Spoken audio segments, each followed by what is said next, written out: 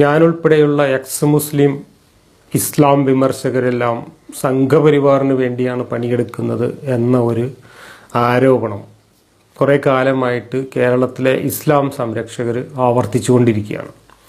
ഈ ആരോപണത്തിന് നമ്മൾ കാര്യകാരണ സഹിതം പലതവണ മറുപടി പറഞ്ഞതാണെങ്കിലും ഇവരുടെ കയ്യിൽ മറ്റൊരായുധവുമില്ലാതെ നിസ്സഹായരായപ്പോൾ ഇവർ ഇതുതന്നെ ആവർത്തിച്ചുകൊണ്ടിരിക്കുകയാണ്. അങ്ങനെ സംഘി എന്ന ഒരു ചാപ്പ കുത്തിക്കൊണ്ട് തൽക്കാലം നമ്മളുടെ വിമർശനങ്ങളിൽ നിന്ന് ശ്രദ്ധ തിരിക്കാം, വിശ്വാസികളെ നമുക്കെതിരായി തിരിച്ചുവിടാം എന്നൊക്കെയാണ് ഇവർ വ്യാമോഹിക്കുന്നത്. അതിന് സ്വതന്ത്ര ചിന്തകരുടെ ഇടയിൽ നിന്ന് തന്നെ ചിലരുടെ അഭിപ്രായങ്ങളെ സന്ദർഭങ്ങളിൽ നിന്ന് ഒക്കെ അടർത്തിയെടുത്തുകൊണ്ട് യുക്തിവാദികൾ തന്നെ ഈ ആരോപണം ഉന്നയിക്കുന്നു എന്നൊക്കെ തെറ്റിദ്ധരിപ്പിക്കാനുള്ള ശ്രമങ്ങളുമായിട്ട് ഈ കഴിഞ്ഞ ദിവസം ക്ലബ് ഹൗസിൽ ഒരു വലിയ ചർച്ച സംഘടിപ്പിക്കുകയുണ്ടായി. ആ ചർച്ചയിലേക്ക് അത്തരത്തിൽ അഭിപ്രായം പറയുന്നവരും യുക്തിവാദികളും സ്വതന്ത്ര ചിന്തകരുമായിട്ടുള്ള ഒരുപാട് ആളുകളെ ക്ഷണിച്ചിരുന്നു. പക്ഷേ ഇവരുടെ കുതന്ത്രം മനസ്സിലാക്കിയ യുക്തിവാദികളോ സ്വതന്ത്ര ചിന്തകരോ ആരും തന്നെ ആ ചർച്ചയുമായി സഹകരിക്കാൻ തയ്യാറായില്ല. അങ്ങനെ ചർച്ച നടത്തിയവർ ആകെ നാണം കെട്ടുപോകുന്ന ഒരവസ്ഥ ഉണ്ടായി. അവസാനം അവരുടെ സ്ഥിരം ആസ്ഥാന വിദൂഷകരെ മാത്രം പങ്കെടുപ്പിച്ചുകൊണ്ട് നടന്ന ചർച്ചയിൽ കേൾക്കാനും ആളുണ്ടായിരുന്നില്ല. തൊട്ടപ്പുറത്ത് ഇസ്ലാമിലേക്ക് വന്ന് ഇസ്ലാമിലെ പീഡനങ്ങൾ ഏറ്റുവാങ്ങിക്കൊണ്ട് ഇസ്ലാമിനെ കുറ്റം പറഞ്ഞുകൊണ്ടിരിക്കുന്ന മറ്റൊരാളുടെ റൂമിൽ പോലും ഇവരുടെ റൂമിലുണ്ടായിരുന്നതിൻ്റെ ഇരട്ടി ആളുകൾ ആ സമയത്ത് ചർച്ചയിലുണ്ടായിരുന്നു. അതുകൂടാതെ എക്സ് മുസ്ലിംസിൻ്റെ ചർച്ചകൾ വേറെ 1-2 ചർച്ചകൾ അപ്പുറത്ത് മറ്റു റൂമുകളിൽ നടക്കുന്നുണ്ടായിരുന്നു. ആ ചർച്ചകളിൽ ഇവരുടെ ചർച്ചയിൽ പങ്കെടുത്തതിൻ്റെ 3-ഇരട്ടിയോ 4-ഇരട്ടിയോ ആളുകൾ അപ്പുറത്ത് പങ്കെടുത്തിരുന്നു. അങ്ങനെ ആരും തിരിഞ്ഞു നോക്കാതെ ആരും പങ്കെടുക്കാതെ ചീറ്റിപ്പോയ ക്ലബ് ഹൗസ് ചർച്ചയുടെ പശ്ചാത്തലത്തിൽ ആ ചർച്ചയിൽ ആവർത്തിച്ചുന്നയിക്കപ്പെട്ട ചില കാര്യങ്ങളോട് ഒന്നുകൂടെ പ്രതികരിക്കാമെന്നാണ് വിചാരിക്കുന്നത്. ഇവർ പ്രധാനമായിട്ടും ഈ ചർച്ചയിലൂടെ ലക്ഷ്യം വെക്കുന്നത് എന്നെയാണ്. അതായത് ഞാനും സംഘപരിവാറിൻ്റെ ഏജൻസി പണിയെടുക്കുന്ന ആളാണ് എന്ന് പറഞ്ഞുകൊണ്ട് എൻ്റെ ഇസ്ലാം വിമർശനങ്ങളിൽ നിന്ന് മുസ്ലിം സമൂഹത്തെ പിന്തിരിപ്പിക്കുക, അല്ലെങ്കിൽ അവർക്ക് എന്നോട് ഒരു തരം പ്രത്യേക വംശീയ വൈരാഗ്യം സൃഷ്ടിച്ചെടുക്കുക എന്നതൊക്കെയാണ് ഇവരുടെ ഉദ്ദേശം. അങ്ങനെ എന്നെ ടാർഗറ്റ് ചെയ്തുകൊണ്ട് നടന്ന ചർച്ചയിൽ ഒരു വാദം, എൻ്റെ ഉദ്ധരണികളാണ് ശശികല ടീച്ചറെ പോലെയുള്ള ആളുകളെല്ലാം ഹിന്ദു വർഗീയത ഊട്ടിയുറപ്പിക്കുന്നതിന് വേണ്ടി ഉപയോഗിക്കുന്നത് എന്ന ഒരു വാദമാണ് ഇവരുന്നയിച്ചത്. പച്ചക്കള്ളമാണ് ആ വാദം. ശശികല ടീച്ചറുടെ ഏതൊരു പ്രസംഗം നിങ്ങൾ എടുത്തു നോക്കിയാലും അതിനകത്ത് ജബ്ബാർ മാഷെ ഉദ്ധരിച്ചുകൊണ്ട് ഒരു വാചകവും പറയുന്നത് നിങ്ങൾക്ക് കാണിച്ചു തരാൻ കഴിയില്ല. അതല്ലെങ്കിൽ ശശികല ടീച്ചറുടെ പ്രസംഗങ്ങളിൽ നമ്മൾ ഖുർആനെതിരെയോ ഹദീസിനെതിരെയോ അല്ലെങ്കിൽ പ്രവാചകന്റെ ജീവിതചര്യകൾക്കെതിരായിട്ടൊന്നും നടത്തുന്ന വിമർശനങ്ങളൊന്നും ശശികല ടീച്ചറോ അല്ലെങ്കിൽ അതുപോലെയുള്ള സംഘപരിവാറിൻ്റെ ആളുകളോ ഇവിടെ പ്രചരിപ്പിക്കുന്നത് ഞാൻ കണ്ടിട്ടില്ല. കാരണം അവരെ സംബന്ധിച്ചിടത്തോളം അവരുടെ പ്രചാരണത്തിൻ്റെ ടാർഗറ്റ് എന്ന് പറയുന്നത് ഇസ്ലാം മതത്തിൻ്റെ താത്വികമായിട്ടുള്ള കാര്യങ്ങളോ ഇസ്ലാമിൻ്റെ ചരിത്രമോ ഖുർആനോ ഹദീസോ പ്രവാചകനോ ഒന്നുമല്ല. മറിച്ച് അവരുടെ ടാർഗറ്റ് എന്ന് പറയുന്നത് വേറെ ചിലതാണ്. അവർ മുസ്ലിം സമൂഹം, ഇന്ത്യയിലെ മുസ്ലിം ന്യൂനപക്ഷങ്ങൾ അനർഹമായിട്ടുള്ള ആനുകൂല്യങ്ങൾ നേടിയെടുക്കുന്നു, സംവരണം പോലുള്ള ആനുകൂല്യങ്ങൾ നേടിയെടുക്കുന്നു, ന്യൂനപക്ഷങ്ങൾക്ക് പ്രത്യേക അവകാശങ്ങൾ നമ്മുടെ ഭരണഘടന അനുവദിച്ചു തന്നിട്ടുണ്ട്, അതെല്ലാം ദുരുപയോഗപ്പെടുത്തുന്നു തുടങ്ങിയിട്ടുള്ള കാര്യങ്ങൾ പറഞ്ഞുകൊണ്ടും അതോടൊപ്പം തന്നെ ഇവിടുത്തെ മുസ്ലിം നേതാക്കന്മാർ, മുസ്ലിം രാഷ്ട്രീയ നേതാക്കന്മാർ, മുസ്ലിം സംഘടനാ നേതാക്കന്മാർ, മുസ്ലിം തീവ്രവാദ സംഘടനകൾ ഇവരെല്ലാം നടത്തുന്ന വർഗീയ പ്രചാരണങ്ങൾ, അവരെല്ലാം നടത്തുന്ന ഹിന്ദു വിരുദ്ധ പ്രചാരണങ്ങൾ, ഇവർക്കിടയിൽ ഉണ്ടാവുന്ന ജനസംഖ്യാ വർധനവ്, ഇവർ രാഷ്ട്രീയമായി സംഘടിച്ചുകൊണ്ട് നേടുന്ന ആനുകൂല്യങ്ങൾ തുടങ്ങിയിട്ടുള്ള കാര്യങ്ങളെ ആണ് പർവ്വതീകരിച്ച് കാണിച്ചുകൊണ്ട് ഈ ഹിന്ദു വിഭാഗങ്ങൾക്കിടയിൽ സാമുദായികമായിട്ടുള്ള വികാരം ഇളക്കി വിട്ടുകൊണ്ട് ധ്രുവീകരണത്തിന് ശ്രമിക്കുന്നത് ഇത്തരം കാര്യങ്ങൾ ഉന്നയിച്ചുകൊണ്ടാണ്. അല്ലാതെ നമ്മൾ ഉന്നയിക്കുന്നത് പോലെ ഇസ്ലാം മതത്തെ താത്വികമായി വിമർശിക്കുക എന്നതൊന്നും ഇന്ത്യയിലെയോ കേരളത്തിലെയോ സംഘപരിവാറിൻ്റെ അജണ്ടയിൽപ്പെട്ട ഒരു കാര്യമേ അല്ല. ഇനി ഞങ്ങളൊക്കെയാണ് ഇവിടെ മുസ്ലിങ്ങളെ അപരവൽക്കരിക്കുന്നത് എന്നാണ് മറ്റൊരു ആരോപണം. ഞാൻ ചോദിക്കുന്നു, മുസ്ലിങ്ങളെ ഇന്ത്യൻ്റെ പൊതുധാരയിൽ നിന്ന്, ഇന്ത്യൻ മതേതര ബഹുസ്വര മുഖ്യധാരയിൽ നിന്ന് അപരവൽക്കരിച്ചുകൊണ്ട് മുസ്ലിങ്ങളെ മാത്രമായി ഒരു കൂട്ടിലിട്ട് കൊണ്ടുപോകാൻ ശ്രമിക്കുന്നത് ആരാണ്? നിങ്ങൾ ആത്മവഞ്ചന നടത്താതെ സത്യസന്ധമായി ഒരു പരിശോധനയ്ക്ക് തയ്യാറാവണം. ഈ വിഷയത്തിൽ എല്ലാവരും തയ്യാറാവണം എന്നാണ് എനിക്ക് പറയാനുള്ളത്. ഇവിടെ മുസ്ലിങ്ങളെ അപരവൽക്കരിക്കുന്നത് എക്സ് മുസ്ലിം യുക്തിവാദികളോ സ്വതന്ത്ര ചിന്തകരോ ഒന്നുമല്ല. സംഘപരിവാർ ആ കാര്യത്തിൽ ചെലുത്തുന്നതിനേക്കാൾ കൂടുതൽ സ്വാധീനം ചെലുത്തുന്ന തരത്തിൽ ഈ കാര്യത്തിൽ ഈ മുസ്ലിങ്ങളെ സ്വയം അപരവൽക്കരിക്കുന്ന കാര്യത്തിൽ കൂടുതൽ ഫലപ്രദമായ പങ്കുവഹിക്കുന്നത് ഇസ്ലാമിക സംഘടനകളും ഇസ്ലാമിക നേതാക്കന്മാരും ഇസ്ലാമിക രാഷ്ട്രീയം ഉയർത്തിപ്പിടിക്കുന്നവരും തന്നെയാണ് എന്നതിൻ്റെ നിരവധി ഉദാഹരണങ്ങൾ നമ്മുടെ കൺമുമ്പിലുണ്ട്. അപ്പോൾ ഇവിടെ നടക്കുന്ന മതപ്രസംഗങ്ങൾ, ഈ മതപ്രസംഗങ്ങളുടെ പല ഭാഗങ്ങളും ഇന്ന് സോഷ്യൽ മീഡിയയിലൂടെ വലിയ തോതിൽ പ്രചരിപ്പിക്കപ്പെടുന്നുണ്ട്. ആ മതപ്രസംഗങ്ങളുടെ ക്ലിപ്പുകളാണ് ഈ സംഘപരിവാറിൻ്റെ ആളുകൾ മുസ്ലിങ്ങളുടെ ഹിന്ദു വിരോധത്തിൻ്റെയും മുസ്ലിങ്ങൾ മതേതരവൽക്കരിക്കാനോ ജനാധിപത്യവൽക്കരിക്കാനോ തയ്യാറല്ല, അവർ കേവലം മതമൗലികവാദികളും മതരാഷ്ട്രവാദികളുമാണ് എന്ന് പ്രചരിപ്പിക്കുന്നതിനും ഈ സംഘപരിവാറിൻ്റെ ആളുകൾ വ്യാപകമായി ഉപയോഗിക്കുന്നത് ഈ മുസ്ലിം മത നേതാക്കന്മാരുടെ വഷളു പരമ്പരകളിൽ നിന്ന് മുറിച്ചെടുത്തിട്ടുള്ള കഷ്ണങ്ങളാണ്. ഇവിടെ മുജാഹിദ് വാലിശ്ശേരിയെ പോലെയുള്ള എം അക്ബറിനെ പോലെയുള്ള, അതല്ലെങ്കിൽ സിംസാറുൽ ഹക്കിനെ പോലെയുള്ള, അലിയാർ കാസിമിയെ പോലെയുള്ള മതപണ്ഡിതന്മാരെന്ന് പറഞ്ഞു നടക്കുന്ന മതക്കച്ചവടക്കാര് അവരുടെ മതം കച്ചവടം ചെയ്യുന്നതിന് വേണ്ടി അവരുടെ വായിലൂടെ പുറത്തുവിടുന്ന വിഷലിപ്തമായിട്ടുള്ള അന്യമത വിദ്വേഷത്തിൻ്റെ വാചക കസർത്തുകളെയാണ് സംഘപരിവാർ ഇവിടെ മുസ്ലിങ്ങളെ അപരവൽക്കരിക്കുന്നതിനും ഹിന്ദുക്കളെ ധ്രുവീകരിച്ചെടുക്കുന്നതിനും വേണ്ടി പ്രയോജനപ്പെടുത്തുന്നത്. ഇവർ മലയാളത്തിലുള്ള ഈ വഷളു പരമ്പരാ കഷണങ്ങളെ മലയാളത്തിൽ നിന്ന് ഉത്തരേന്ത്യൻ ഭാഷകളിലേക്ക് ഭാഷാന്തരം ചെയ്ത് ഉത്തരേന്ത്യൻ സംസ്ഥാനങ്ങളിൽ പോലും പ്രചരിപ്പിക്കുന്നു എന്നാണ് നാം അറിയുന്നത്. അപ്പോൾ ആരാണ് മുസ്ലിങ്ങളെ അപരവൽക്കരിക്കാൻ കൂട്ടുനിൽക്കുന്നത്? എക്സ് മുസ്ലിം ഇസ്ലാം വിമർശകരാണോ? ഒരിക്കലുമല്ല. ഇവിടെ മതം വിറ്റ് ജീവിക്കുന്ന, മതം പ്രചരിപ്പിച്ചുകൊണ്ടിരിക്കുന്ന, മതം കച്ചവടം ചെയ്യുന്ന മത നേതാക്കൾ തന്നെയാണ് മുസ്ലിങ്ങളെ മുഖ്യധാരയിൽ നിന്നും അകറ്റി നിർത്തി അവരെ അപരവൽക്കരിച്ച് അവരെ സ്വന്തമായി ഒരു സങ്കുചിത വൃത്തത്തിൽ തളച്ചിട്ടുകൊണ്ട് ഈ പൊതുധാരയിൽ നിന്നും മാറ്റി അവരെ അപരവൽക്കരിക്കാൻ ഏറ്റവും കൂടുതൽ പണിയെടുക്കുന്നത് ഈ മതപണ്ഡിതന്മാർ തന്നെയാണ് എന്നാണ് അതിനാദ്യമായിട്ട് പറയാനുള്ളത്. നമുക്കറിയാം, അമ്പലങ്ങൾക്ക് അല്ലെങ്കിൽ അമ്പലങ്ങളിലെ ഉത്സവങ്ങൾക്ക് സംഭാവന നൽകുന്നത് വേശ്യാലയങ്ങൾക്ക് സംഭാവന നൽകുന്നത് പോലെയാണ് എന്ന് തുടങ്ങിയിട്ടുള്ള മതപ്രസംഗങ്ങൾ ഇവിടെ പ്രചരിപ്പിക്കപ്പെടുന്നു. ഓണത്തിന് പൂവിടുന്നതും ഓണത്തിന് ആശംസ അർപ്പിക്കുന്നതും ഹിന്ദുക്കളുടെ വീട്ടിൽ പോയി ഓണസദ്യ ഉണ്ണുന്നതും സിർക്കാണ് എന്ന് പറഞ്ഞുകൊണ്ട് വഷള് പറയുന്നത് ഇവിടെ സോഷ്യൽ മീഡിയയിലൂടെ ധാരാളമായി പ്രചരിപ്പിക്കപ്പെടുന്നു. ക്രിസ്തുമസിന് സ്റ്റാർ തൂക്കാൻ പാടില്ല, ആശംസകൾ പറയാൻ പാടില്ല. നോക്കൂ, ഈ ഒരു ബഹുസ്വര സമൂഹത്തിൽ മനുഷ്യർ തമ്മിലുള്ള സ്നേഹബന്ധങ്ങളും അതിൻ്റെ ആർദ്രതയും ഊട്ടിയുറപ്പിക്കാനുള്ള ഏറ്റവും നല്ല സന്ദർഭങ്ങളാണ് ഇത്തരത്തിലുള്ള ആഘോഷങ്ങൾ, ഉത്സവങ്ങൾ എന്ന് പറയുന്നത്.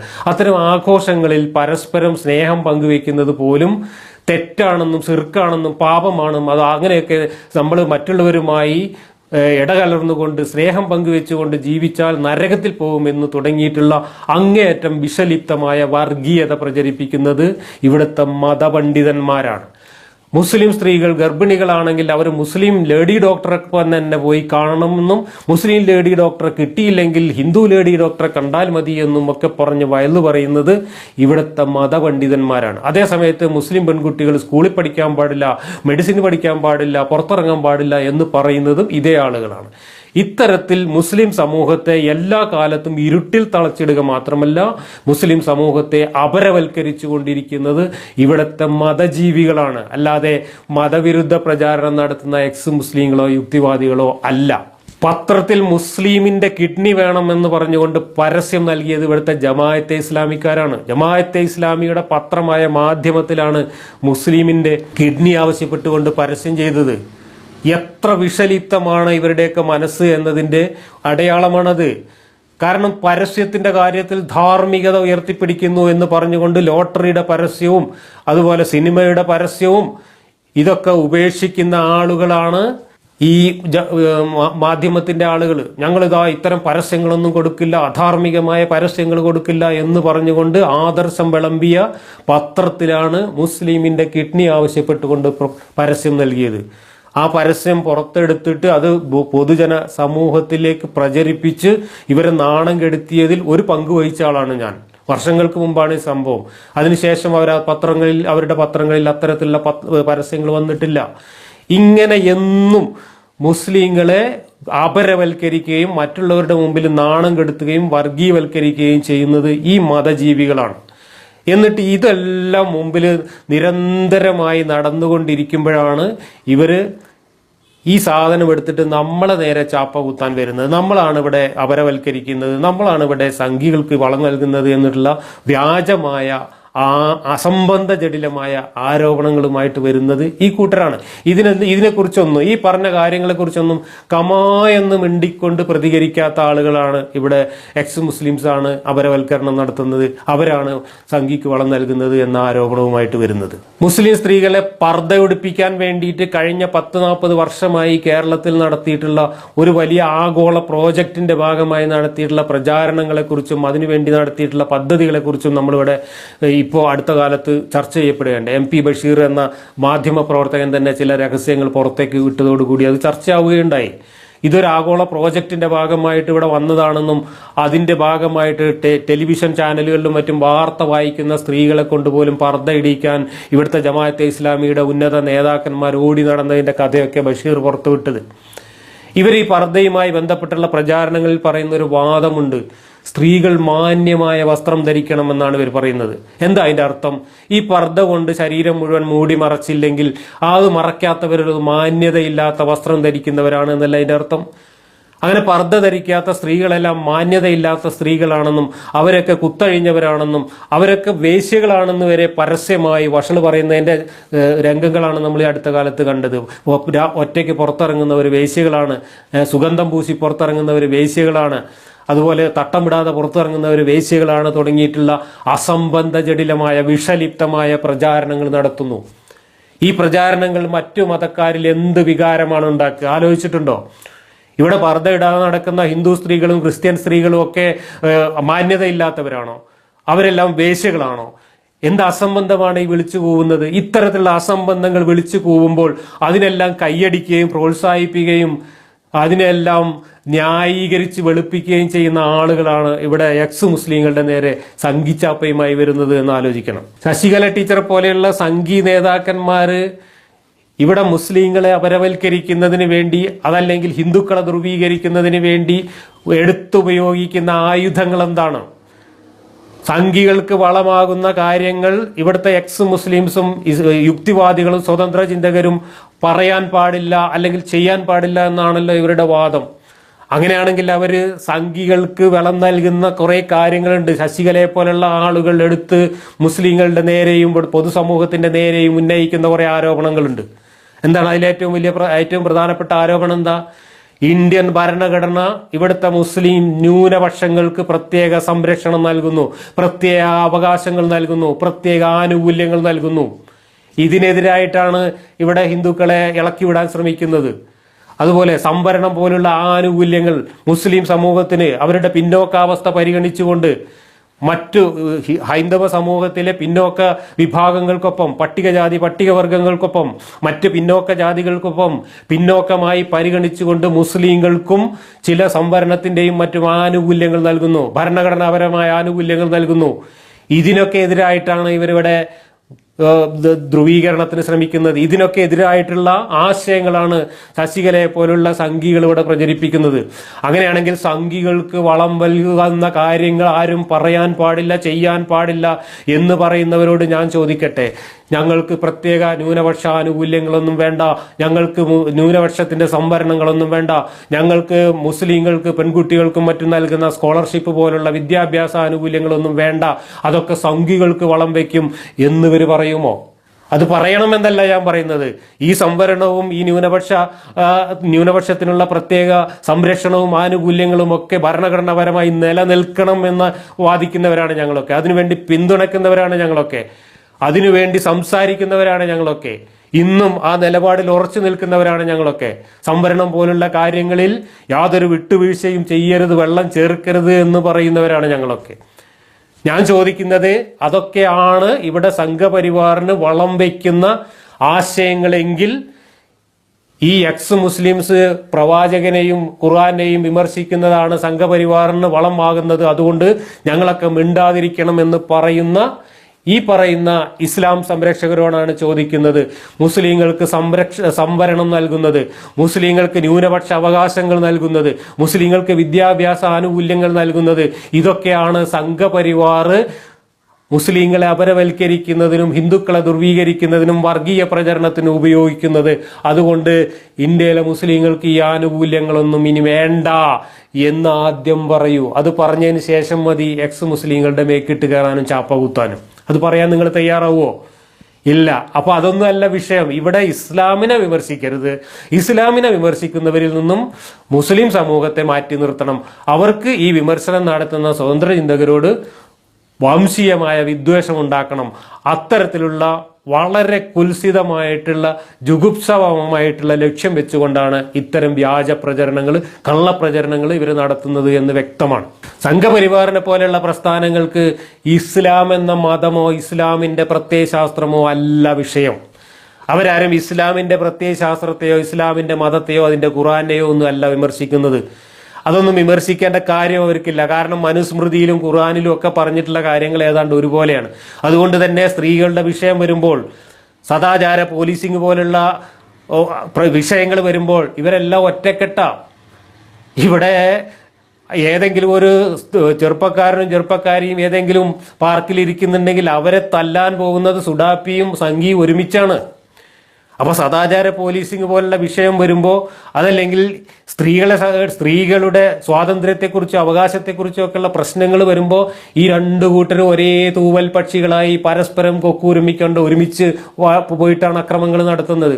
ഇവർ തമ്മിൽ വലിയ അണ്ടർസ്റ്റാൻഡിംഗ് ആണ് ഇത്തരം കാര്യങ്ങളിൽ. അതുകൊണ്ട് മനുസ്മൃതിയിലും ഖുർആനിലും പറയുന്നത് സ്ത്രീ സ്വാതന്ത്ര്യം അർഹതി എന്നാണ്. അതുകൊണ്ട് സ്ത്രീകൾക്ക് ഇസ്ലാമിൽ അവകാശങ്ങളില്ല, ഖുർആനിൽ അവകാശങ്ങളില്ല എന്നൊന്നും പറയാൻ സംഘികൾ വരില്ല. കാരണം അതൊക്കെ സംഘിക്കും ബാധകമാണ്, സംഘിയുടെ മതത്തിനും ബാധകമാണ്. എല്ലാ മതങ്ങളും ഇത്തരത്തിലുള്ള മനുഷ്യാവകാശങ്ങളെ ലംഘിക്കുമ്പോൾ മതങ്ങൾ തമ്മിൽ ആശയപരമായിട്ട് അല്ല സംഘർഷം. ഇവിടെ സംഘപരിവാറിനെ സംബന്ധിച്ചിടത്തോളം ഇസ്ലാം അല്ല പ്രശ്നം, അവർക്ക് മുസ്ലിം സമുദായമാണ് പ്രശ്നം. മുസ്ലിം സമുദായത്തിന്റെ ആനുകൂല്യങ്ങളാണ് പ്രശ്നം. മുസ്ലിം സമുദായത്തിന് ന്യൂനപക്ഷം എന്ന നിലക്ക് നൽകുന്ന സംരക്ഷണം, ഭരണഘടനാപരമായി നൽകുന്ന സവിശേഷമായ സംരക്ഷണം, ഇതൊക്കെയാണ് അവരുടെ വിഷയങ്ങൾ. അതിനെല്ലാമാണ് അവര് വർഗീയ ധ്രുവീകരണത്തിനായി എടുത്ത് ഉപയോഗിക്കുന്നത്. ഇവിടെ മുർത്തദ്ദിനെ കൊല്ലണം എന്ന വിഷയം ചർച്ചയ്ക്ക് കൊണ്ടുവരുമ്പോൾ ഞങ്ങൾ പറയുന്നു, ജനാധിപത്യ വിരുദ്ധമായ, മനുഷ്യാവകാശ വിരുദ്ധമായ ഇത്തരം പ്രാകൃത കാട്ടാള നിയമങ്ങൾ, ഗോത്രകാല നിയമങ്ങൾ ഉപേക്ഷിക്കണമെന്ന് പറഞ്ഞുകൊണ്ട് ഞങ്ങൾ ഇതിനെ വിമർശിക്കുന്നു. മുർത്തദ്, മതം ഉപേക്ഷിച്ചവനെ കൊന്നുകളയുക എന്ന മതനിയമം, അത് ഞങ്ങൾ ആ കാര്യങ്ങൾ പറയുമ്പോൾ അതൊക്കെ സംഘപരിവാറിന് മുതൽക്കൂട്ടാണ് എന്നാണ് ഇവർ വാദിക്കുന്നത്. എങ്ങനെയാണ് അത് സംഘപരിവാറിന് മുതൽക്കൂട്ടാവുന്നത്? ഇതിന് മറുപടിയായിട്ട് ഇവിടുത്തെ ഇസ്ലാമിസ്റ്റുകൾ, MM അക്ബറിനെ പോലുള്ള ഇസ്ലാമിസ്റ്റുകൾ എന്താ പറയുന്നത്? അതൊക്കെ ഇസ്ലാമിക ഭരണം വന്നാൽ മാത്രമേ നടപ്പിലാക്കൂ, അല്ലെ? ഇസ്ലാമിൽ നിന്ന് പുറത്തു പോകുന്നവരെ കൊല്ലണം എന്ന നിയമം തൽക്കാലം ഇന്ത്യയിലെ ജനാധിപത്യ വ്യവസ്ഥയിൽ ഞങ്ങൾ നടപ്പിലാക്കില്ല, ഞങ്ങൾ ഇസ്ലാമിക ഭരണം വന്നാലേ നടപ്പിലാക്കൂ എന്നാണ് പറയുന്നത്. അതല്ലാതെ അതൊന്നും ഇസ്ലാമിൽ ഇല്ല, അത് തെറ്റാണ്, അതൊക്കെ കാലഹരണപ്പെട്ടിരിക്കുന്നു, ഞങ്ങൾ ഉപേക്ഷിച്ചിരിക്കുന്നു എന്നല്ല പറയുന്നത്. ഞങ്ങൾ ഇസ്ലാമിക ഭരണം വന്നാൽ അതൊക്കെ നടപ്പിലാക്കും എന്നാണ് പറയുന്നത്. അപ്പൊ ഇന്ത്യയിൽ ഇസ്ലാമിക ഭരണം വരാതിരിക്കാൻ ശ്രമിക്കേണ്ടത് മനുഷ്യാവകാശങ്ങളിൽ വിശ്വസിക്കുന്ന മുഴുവൻ ആളുകളുടെയും ആവശ്യമായി മാറുന്നു. അപ്പൊ സംഘപരിവാർ ഇത് ചൂണ്ടിക്കാണിച്ചുകൊണ്ട് ഇസ്ലാമിക ഭരണം വന്നു കഴിഞ്ഞാൽ ഇങ്ങനെയാണ് ഇവർ ചെയ്യാൻ പോകുന്നത് എന്ന് പറഞ്ഞിട്ട് ഇവിടെ ആളെ കൂട്ടിയല്ല, അതിന് ഞങ്ങളാണോ ഉത്തരവാദികൾ? അതോ ഇസ്ലാമിക ഭരണം വന്നാൽ ഞങ്ങൾ മതം വിട്ടുപോകുന്നവരെ കൊല്ലും എന്ന് പറയുന്ന MM അക്ബറും കൂട്ടരും ഈ മതജീവികളാണോ ഉത്തരവാദികൾ? ഈ രീതിയിൽ ഈ കാലഘട്ടത്തിൽ മനുഷ്യരോട് പറയാൻ പാടില്ലാത്ത കാര്യങ്ങൾ ഈ മതങ്ങളെ വെളുപ്പിച്ചുകൊണ്ട് യാതൊരു ഉളുപ്പുമില്ലാതെ പ്രചരിപ്പിക്കുന്ന ഇവരാണ് യഥാർത്ഥത്തിൽ ഈ രാജ്യത്ത് ബഹുസ്വര സമൂഹത്തിൽ ഇത്തരത്തിലുള്ള ധ്രുവീകരണം ഉണ്ടാക്കുന്നത്, അപരവൽക്കരണത്തിന് കൂട്ടുനിൽക്കുന്നത്. ഇതാണ് നമ്മൾ മനസ്സിലാക്കേണ്ടത്. ഇപ്പോൾ അവയവദാനം, കിഡ്നി മാറ്റിവെക്കൽ, ഹൃദയം മാറ്റിവെക്കൽ തുടങ്ങിയിട്ടുള്ള അവയവദാനത്തെക്കുറിച്ചൊക്കെ ഇവിടുത്തെ മതപണ്ഡിതന്മാർ വയലു പറയുന്നത് നിങ്ങളൊക്കെ കേട്ടിട്ടുണ്ടാവും. എന്താ പറയുന്നത്? നമ്മളുടെ കിഡ്നി നമ്മൾ മറ്റുള്ളവർക്ക്, അതായത് ഈ മുസ്ലിങ്ങളല്ലാത്തവർക്ക് കൊടുക്കാൻ പാടില്ല. നമ്മളുടെ ഹൃദയം അമുസ്ലിങ്ങൾക്ക് കൊടുക്കാൻ പാടില്ല. എന്നാൽ അമുസ്ലിങ്ങളുടെ ഹൃദയവും അമുസ്ലിമിന്റെ കിഡ്നിയും ഒക്കെ നമുക്ക് ഇൻകമിങ് ഹലാലാണ്. ഉളുപ്പില്ലാതെ ഇത്തരം മതപ്രസംഗങ്ങൾ നടത്തുന്നത് സോഷ്യൽ മീഡിയയിൽ നമ്മൾ കേട്ടിട്ടുണ്ട്. ഇത് അപരവൽക്കരണമല്ലേ? ഇത് വർഗീയവൽക്കരണമല്ലേ? ഇത് മറ്റു സമുദായങ്ങളിൽ എന്ത് വികാരമാണ് ഉണ്ടാക്കുക? ഇല്ലേ? ഒരു ഗർഭിണി ഡോക്ടറെ കാണാൻ പോകുമ്പോൾ അവള് മുസ്ലിമായ ഡോക്ടറെ കാണാൻ പോകണം എന്ന് പറയുന്ന മതപ്രസംഗം ഇവിടുത്തെ അന്യ സമുദായക്കാരിൽ എന്ത് വികാരമാണ് ഉണ്ടാക്കുക? കിഡ്നി കൊടുക്കുമ്പോൾ നമ്മളുടെ കിഡ്നി അങ്ങോട്ട് കൊടുക്കാൻ പാടില്ല, അവരുടെ കിഡ്നി ഇങ്ങോട്ട് വാങ്ങണം എന്ന് വയല് പറയുമ്പോൾ എന്ത് വികാരമാണ് ഇവിടെ മറ്റു മതക്കാരുടെ ഇടയിൽ ഉണ്ടാക്കുക? ഇതിനൊക്കെ എതിരായിട്ട് നിങ്ങൾ ഇന്ന് ഈ ചാപ്പ കുത്താൻ നടക്കുന്ന ഇസ്ലാമിന്റെ ആളുകൾ കമാ എന്ന് എപ്പോഴെങ്കിലും ഉച്ചരിച്ച് പ്രതികരിച്ചതായി കണ്ടിട്ടുണ്ടോ? ഈ മതപ്രസംഗം നടത്തി നടക്കുന്ന ഈ ആളുകൾ ഇത്തരത്തിലുള്ള അസംബന്ധങ്ങൾ, വൃത്തികേടുകൾ വിളിച്ചു കൂവുമ്പോൾ അതിനെതിരായിട്ട് കമാ എന്ന് ഉച്ചരിക്കാത്ത ആളുകളാണ് ഇതൊക്കെ പറഞ്ഞുകൊണ്ട് മുസ്ലിം സമൂഹത്തോട് ഇത് കാലഹരണപ്പെട്ടതാണ്, ഈ മതം ഉപേക്ഷിച്ച് പുറത്തു വന്ന് നല്ല മനുഷ്യരായ ആധുനിക മനുഷ്യരാവൂ എന്ന് പറയുന്ന നമ്മളെ സംഘിച്ചാപ്പ കുത്താൻ വരുന്നത്.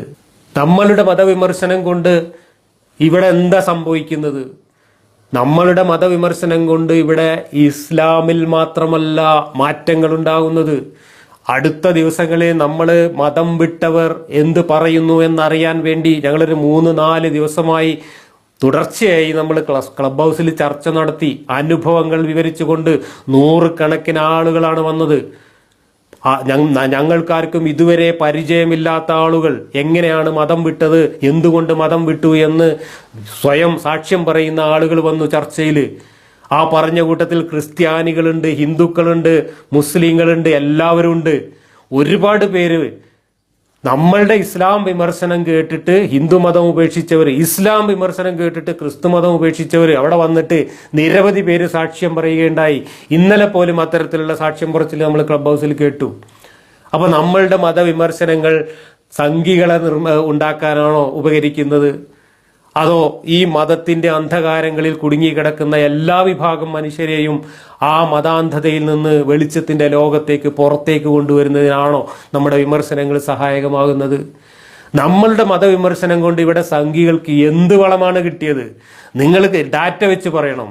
നമ്മളുടെ മതവിമർശനങ്ങൾ കൊണ്ട് ഇവിടെ സംഘികൾക്ക് സംഭവിച്ചത് ഇരയില്ലാതാവുകയാണ്. ഞാൻ മുമ്പൊരു വീഡിയോയിൽ വിശദീകരിച്ചു കഴിഞ്ഞതാണ്. കഴിഞ്ഞ 4-5 വർഷം കൊണ്ട് കേരളത്തിൽ എന്താണ് സംഭവിച്ചത്? കേരളത്തിൽ സംഘപരിവാർ ക്ഷീണിക്കുകയാണ് ചെയ്തത്. കാരണം സംഘപരിവാറിന്റെ ആശയപ്രചരണങ്ങൾക്ക് സാധുതയില്ലാതാവുന്ന വിധത്തിൽ കേരളത്തിലെ മുസ്ലിം സമൂഹത്തെ മതേതരവൽക്കരിക്കപ്പെടുന്നതിനാണ് നമ്മളുടെയൊക്കെ വിമർശനങ്ങൾ സഹായകമായിട്ടുള്ളത്.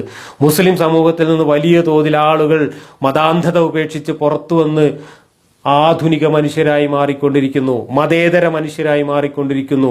അങ്ങനെയുള്ള ഒരു സാഹചര്യത്തിൽ ഈ മുസ്ലിം സമൂഹത്തെ ചൂണ്ടിക്കാണിച്ചുകൊണ്ട് ഇവിടെ സംഘപരിവാറിന് വളരാൻ കഴിയില്ല. നേരെ മറിച്ച് ഇത്തരത്തിലുള്ള ഞാൻ ചൂണ്ടിക്കാണിച്ചതുപോലുള്ള മതവഷളന്മാരുടെ വഷള് പരമ്പരകളും അതുപോലെയുള്ള പ്രവർത്തനങ്ങളും വർഗീയ പ്രവർത്തനങ്ങളും മതതീവ്രവാദ പ്രവർത്തനങ്ങളും അന്ധമായ മതപ്രചാരണങ്ങളുമാണ്, മതപരിവർത്തനം ലക്ഷ്യമാക്കിക്കൊണ്ട് ഇവർ നടത്തുന്ന മതപ്രചരണങ്ങളും ഒക്കെയാണ് ഈ നാട്ടിൽ സംഘപരിവാറിന് വളമായിട്ടുള്ളത്. ഇവിടെ സ്നേഹസംവാദം എന്ന ഓമന പേരിട്ടുകൊണ്ട് മറ്റു മതക്കാരുടെ മേക്കിട്ട് കയറിക്കൊണ്ട് കുറെ കാലമായി നടത്തിവരുന്ന കലാപരിപാടിയുണ്ട്. MM അക്ബറിനെ പോലെയുള്ള ആളുകൾ. അത്തരം കലാപരിപാടികളാണ് കേരളത്തിൽ കുറച്ചെങ്കിലും മറ്റു മതക്കാരുടെ ഇടയിൽ മുസ്ലിം അപരവൽക്കരണത്തിനും മുസ്ലിം വിരോധത്തിനും കാരണമായിട്ടുള്ളത്. കാരണം മറ്റുള്ളവരെ മതപരിവർത്തനം ചെയ്യിക്കുന്നതിന് വേണ്ടി ഈ മതത്തെക്കുറിച്ച് പച്ചക്കള്ളങ്ങൾ പ്രചരിപ്പിച്ചുകൊണ്ട് മറ്റു മതങ്ങളെ അനാവശ്യമായി കയറി ആക്രമിച്ചുകൊണ്ട് കുറ്റപ്പെടുത്തിക്കൊണ്ട് മനുഷ്യർക്കിടയിൽ മതപരമായ സാമുദായികമായിട്ടുള്ള സംഘർഷം ഉണ്ടാക്കാൻ ശ്രമിച്ചത് ഈ കൂട്ടരാണ്. അതിൻ്റെയൊക്കെ ഫലമായിട്ടാണ് കേരളത്തിൽ കുറച്ചെങ്കിലും സംഘപരിവാറിന് വളർച്ച ഉണ്ടായിട്ടുണ്ട്. പക്ഷെ ഇന്ന് ആ സാഹചര്യം മാറി. ഇന്ന് അങ്ങനെ നുണ പറഞ്ഞുകൊണ്ട് മറ്റുള്ളവരെ മതം മാറ്റാൻ പറ്റാത്ത വിധത്തിൽ കേരളത്തിലെ ഇസ്ലാമിക പ്രചാരകര് പ്രതിസന്ധിയിലായി. ആ പ്രതിസന്ധിയിലാക്കിയത് ഞങ്ങളെപ്പോലുള്ള ആളുകൾ നടത്തിയിട്ടുള്ള മതവിമർശനങ്ങൾ കൊണ്ടാണ്. അതുകൊണ്ട് ഞങ്ങളുടെ മതവിമർശനങ്ങൾ ഇവിടെ സംഘപരിവാറിന് വളം നൽകുകയല്ല ചെയ്യുന്നത്. സംഘപരിവാറിന് വളവും വെള്ളവും കിട്ടാതെ പട്ടിണിയാകുന്ന അവസ്ഥയാണ് ഞങ്ങളിവിടെ സൃഷ്ടിച്ചുകൊണ്ടിരിക്കുന്നത്. അതുതന്നെയാണ് കഴിഞ്ഞ തെരഞ്ഞെടുപ്പിലും മറ്റും നമ്മൾ കണ്ടത്. അതുതന്നെയാണ് അടുത്ത 10 വർഷം കൊണ്ട് കേരളത്തിൽ കാണാൻ പോകുന്നത്. സംഘപരിവാറിന് കാലുറപ്പിച്ചു നിൽക്കാൻ പറ്റാത്ത വിധത്തിൽ കേരളീയ സമൂഹത്തെ കൂടുതൽ മതേതരവൽക്കരിക്കപ്പെടുന്ന കാഴ്ചയാണ് നമ്മൾ കണ്ടുകൊണ്ടിരിക്കുന്നത്. അതിന് സഹായകമായ നിലപാടുകളാണ് ഇസ്ലാമിക രംഗത്ത് നിന്ന് നൂറുകണക്കിന് ആളുകൾ ഈ മതം ഉപേക്ഷിച്ച് പുറത്തു വന്നുകൊണ്ട് ഈ മതത്തിനെതിരായ വിമർശനങ്ങൾ നടത്തുന്നത്. അതുകൊണ്ട് മതവിമർശനം നടത്തുന്നത്, ഇസ്ലാം മത വിമർശനം നടത്തുന്നത് സംഘപരിവാറിനല്ല വളമാകുന്നത്, മറിച്ച് ഇസ്ലാം മത പ്രചാരണങ്ങളാണ്, ഇസ്ലാമിസ്റ്റുകൾ നടത്തിക്കൊണ്ടിരിക്കുന്ന മര്യാദഘട്ട മതപ്രചാരണങ്ങളാണ് ഈ സംഘപരിവാറിന് വളമായി തീർന്നിട്ടുള്ളത്. ആ മര്യാദഘട്ട മതപ്രചാരണങ്ങളെ അവസാനിപ്പിക്കാനുള്ള പരിപാടിയാണ് ഞങ്ങൾ ചെയ്തുകൊണ്ടിരിക്കുന്നത്. അവരെ തുറന്നു കാണിച്ചുകൊണ്ട് ഇത്തരത്തിലുള്ള അസംബന്ധങ്ങൾ ഈ നാട്ടിൽ പ്രചരിപ്പിക്കാൻ പാടില്ല എന്ന് ഈ സമൂഹത്തെ ഉത്ബോധനം ചെയ്തുകൊണ്ടുള്ള പ്രവർത്തനങ്ങളാണ് ഞങ്ങൾ നടത്തിക്കൊണ്ടിരിക്കുന്നത്. ആശയപ്രചരണങ്ങളാണ് ഞങ്ങൾ നടത്തിക്കൊണ്ടിരിക്കുന്നത്. ആ ആശയപ്രചരണങ്ങൾ ഒരിക്കലും സംഘപരിവാറിന് അനുകൂലമാവില്ല എന്ന് മാത്രമല്ല, അത് സംഘപരിവാറിന് വളരാനുള്ള മണ്ണില്ലാതാക്കുകയും മറിച്ച് കേരളത്തെ കൂടുതൽ മതേതരമായ ബഹുസ്വര സമൂഹത്തിന്റെ സൃഷ്ടിക്ക് കൂടുതൽ സഹായകമാകുന്ന നിലപാട് കൂടിയാണ് എന്ന് ഞാൻ പറയാൻ ആഗ്രഹിക്കുന്നു. നവോത്ഥാന സംരംഭങ്ങളുടെ തുടർ പ്രക്രിയ എന്ന നിലക്ക് ഈ സമൂഹത്തെ കൂടുതൽ മാനവികവൽക്കരിക്കുന്നതിനും മതേതരവൽക്കരിക്കുന്നതിനും ജനാധിപത്യവൽക്കരിക്കുന്നതിനും വേണ്ടി ഏറ്റവും ശാസ്ത്രീയമായ രീതിയിൽ, ഏറ്റവും സഹായകമായ രീതിയിൽ ഞങ്ങൾ നടത്തുന്ന ഈ പ്രവർത്തനങ്ങളെ കേരളത്തിൻ്റെ പൊതുമതേതര സമൂഹം പിന്തുണയ്ക്കുകയാണ് വേണ്ടത്. തീർച്ചയായിട്ടും ആ പിന്തുണ ലഭിക്കുന്നുണ്ട്. ആ പിന്തുണ കണ്ട് ബേജാറായ മതജീവികൾ, മതക്കച്ചവടക്കാരാണ് ഇത്തരത്തിലുള്ള നുണപ്രചരണങ്ങളുമായിട്ട് രംഗത്ത് വന്നിട്ടുള്ളത്. ഈ നുണപ്രചരണങ്ങളെ പൊളിച്ചു കാണിച്ച കേരളത്തിലെ പ്രബുദ്ധ സമൂഹത്തെ അഭിനന്ദിച്ചുകൊണ്ട് ഞാൻ എൻ്റെ വാക്കുകൾ അവസാനിപ്പിക്കും.